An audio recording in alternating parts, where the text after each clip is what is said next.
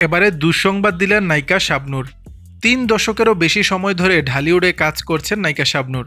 এখন নিয়মিত পর্দায় না থাকলেও তার জনপ্রিয়তা এতটুকু কমেনি।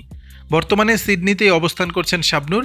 সেখান থেকেই সামাজিক যোগাযোগ মাধ্যমে নিজের ছবি ভিডিও ভক্তদের সঙ্গে শেয়ার করেন ৯০ দশকের এই গ্ল্যামার কুইন। এবার সেই সিডনি থেকেই দুঃসংবাদ দিলেন এ নায়িকা।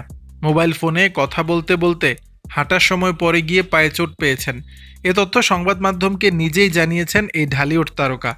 শাবনূর পায়ে আঘাত পাওয়ার ব্যাপারে বলেন, আমি মোবাইল ফোনে কথা বলতে বলতে ল্যাকেম্বার রাস্তায় হাঁটছিলাম।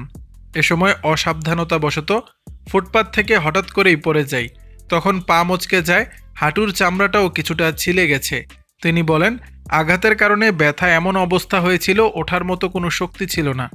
পরে হেল্প নিয়ে চিকিৎসকের কাছে গিয়ে পরীক্ষা নিরীক্ষা করাই। তারপর জানতে পারি পায়ের টিস্যু ক্ষতিগ্রস্ত হয়েছে। এরপর পা প্লাস্টার করা হয়, ব্যথানাশক ওষুধও দেওয়া হয়েছে। আর এখন ক্র্যাচে ভর করে হাঁটতে হচ্ছে আমাকে।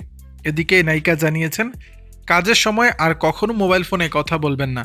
তার ভাষ্যমতে, সমাজের জন্য আমার এই দুর্ঘটনা একটি বার্তা। ব্যথা পাওয়ার পর বোধ হয়েছে জীবনে কখনো কোথাও হাঁটতে চলতে গিয়ে মোবাইল ফোন দেখব না, গাড়ি চালানোর সময়ও মোবাইল ফোন দেখব না।